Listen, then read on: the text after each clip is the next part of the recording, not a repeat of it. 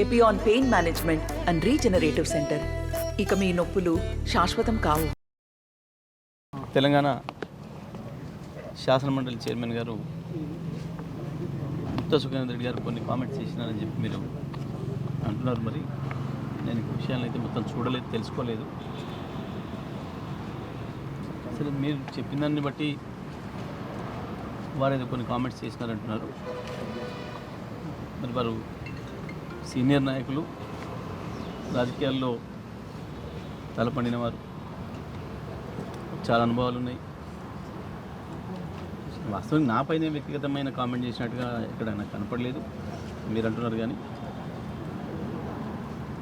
అయినా ఆయన రాజకీయాలు ప్రారంభించినప్పటికీ నేను పుట్టనే లేదు. వాస్తవానికి అంత సీనియర్ వారు.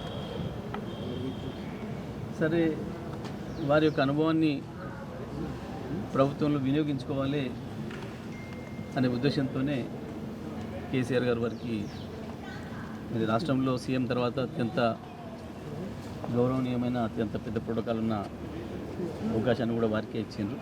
వారి సీనియారిటీని దృష్టిలో పెట్టుకొని ఇచ్చినట్టుగా అనుకుంటున్నాను నేను. వారు ఇప్పుడు నేను ఏ రాజకీయ పార్టీలు లేను, రాజ్యాంగబద్ధమైన పదవులు ఉన్నా అని చెప్పిన మాట కూడా వాస్తవం, సందేహం ఏమీ లేదు. కేసీఆర్ గారి గురించి వారు ఏదో అన్నారని అంటున్నారు. మరి ఆ విషయానికి సంబంధించి నేను వారితో కూడా నేను మాట్లాడలేదు. మరి వాళ్ళు ఎట్లా, మరి ఏ ఉద్దేశంతో అన్నారో, ఎట్లా అన్నారో ఒకసారి మాట్లాడే ప్రయత్నం చేస్తాం తప్పకుండా పార్టీ వైపు నుంచి కూడా. ఏదేమైనప్పటికీ ప్రభుత్వం మారింది, మా పార్టీ ప్రతిపక్షంలోకి వచ్చింది. ఇటువంటి సందర్భంలో మరి వారు ఏదైతే పార్టీ నిర్మాణం పైన కామెంట్స్ చేసినారంటున్నారో, తప్పకుండా మరి కేసీఆర్ గారు ఈ పార్లమెంట్ ఎన్నికలు దగ్గరగా వచ్చినాయి కాబట్టి కొంత సమయం ఇవ్వలేకపోయినాము. కానీ పార్టీ ఎన్నికల తర్వాత నిర్మాణం గురించి వారు మాట్లాడినారు. తప్పకుండా పార్టీ నిర్మాణం పైన దృష్టి పెట్టాలని, మరి దాంట్లో కూడా వీరి సేవలు వినియోగించుకోవాలని చెప్పి కూడా కేసీఆర్ గారు భావించినట్టున్నారు.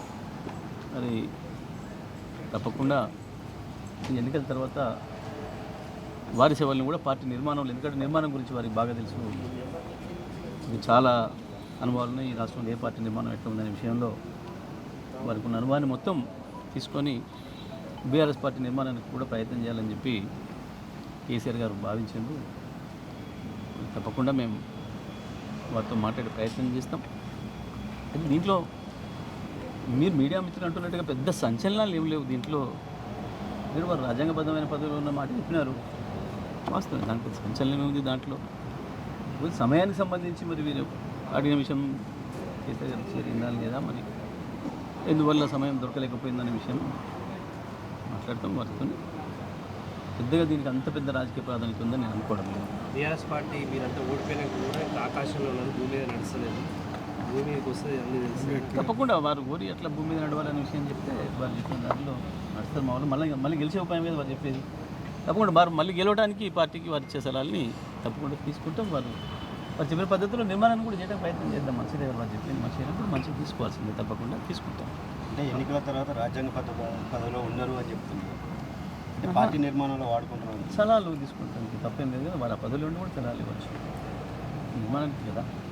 వారు బహిరంగ సభలు తిరగడానికి కానీ బహిరంగ ప్రచారం చేయడానికి కూడా వీలు లేదు కదా. వాస్తవం నాకు మీకు ఎందుకో సంచలనం అనిపిస్తుంది. ఎన్నికల ముందు 6 నెలల నాకేం సంచలనం అనిపిస్తుంది. కేసీఆర్ అపాయింట్మెంట్ చైర్మన్గా నాకే ఎన్నికల ముందు 6 నెలల వరకు కూడా అపాయింట్మెంట్ చేయలేదు. ఎమ్మెల్యేల పరిస్థితి ఏంటి అది తెలుసుకుందాం. ఏం జరిగింది ఆ విషయంలో అనేది, ఎక్కడ గ్యాప్ ఉంది ఏంది అనేది కూడా తెలుసుకునే ప్రయత్నం చేద్దాం. పార్టీ అధికారం కోల్పోయిన తర్వాత శాసనమండలి చైర్మన్ కామెంట్స్ ఎక్కడ? అదే మీరు అంటున్నట్టు దీంట్లో పెద్ద సంచలనాలు ఏమో, సంచలనం చూసి ఎక్కడేం లేదు. అసలు రొటీనే మాట్లాడింది అనే విషయాన్ని నేను గతంలో కూడా మీరు చాలాసార్లు మీరు వెళ్ళి చెప్పే విషయాలు వినేది అదే పద్ధతిలో రొటీన్గానే మాట్లాడాలని నేను అనుకుంటున్నాను. నేను మొదటిసారి రాజకీయాల్లో వచ్చినప్పుడు ఎంపీ అయినప్పుడు జగదీష్ రెడ్డి లాభలేషన్ నేను చెప్పిన కదా. కానీ వారి రాజకీయ అనుభవం వయసు లేదని చెప్తుంటే నాకు భిక్ష పెట్టినట్టుగా మాట్లాడటం నేను ఎక్కడ మాట్లాడలేదు. మాట్లాడినప్పుడు మీతో ఎప్పుడు ఆయన అన్నాడు డబ్బులు పెట్టారు, ఏం పెట్టరు, డైరెక్ట్ పదవులు కావాలంటే ఏమో మరి. ఇప్పుడు ఇవన్నీ కూడా పాపం ఎవరు చెప్పినా వారు ఎంచుకోవడం నాకు తెలియదు. కానీ ఈ ఎప్పుడు కూడా మా మధ్యన ఎప్పుడు జరగలేదు.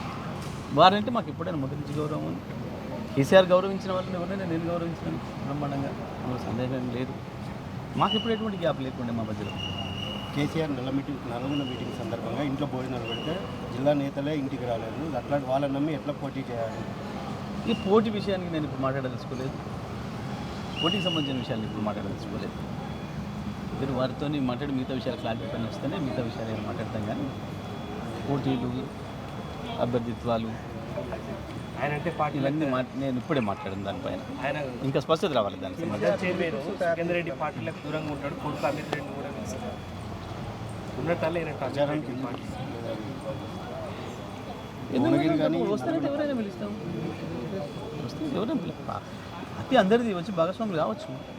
పార్టీ అందరిది కదా, ఎవరో ఇవ్వాల్సిన అవసరం ఉంటుంది. అందరు రావాలి, అందరు భాగస్వాములు కావాలి.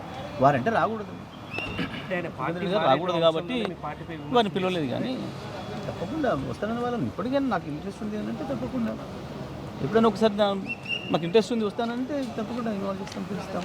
కేసీఆర్ కొంతమంది వస్తానన్న వాళ్ళని ఎందుకు మేము కాదంటాం, తప్పకుండా తీసుకుంటాం. వారి సేవలు సార్ కేసీఆర్ ఇప్పటికే తీసుకుంటాం. నిన్న దానికి వెళ్ళకపోయినా ఇప్పుడు కూడా వారు వస్తానని కనుక వారి ఆసక్తిని వ్యక్తీకరిస్తే తీసుకుంటాం. ఎవరైనా కాదు, ఎవరైనా తీసుకుంటాం. కేసీఆర్ చుట్టూ ఒక కోటరీ ఉంటుంది, ఆ కోటరీలో మొత్తం అలానే పార్టీకి నష్టం జరుగుతుంది.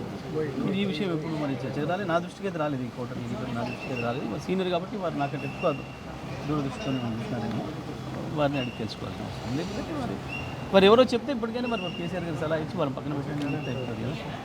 మరిన్ని వీడియోస్ కోసం ఛానల్ ని సబ్స్క్రైబ్ చేయండి, లేటెస్ట్ అప్డేట్స్ కోసం వాట్సాప్ ఛానల్ ని ఫాలో చేయండి అండ్ లింక్ డిస్క్రిప్షన్ లో ఉంది.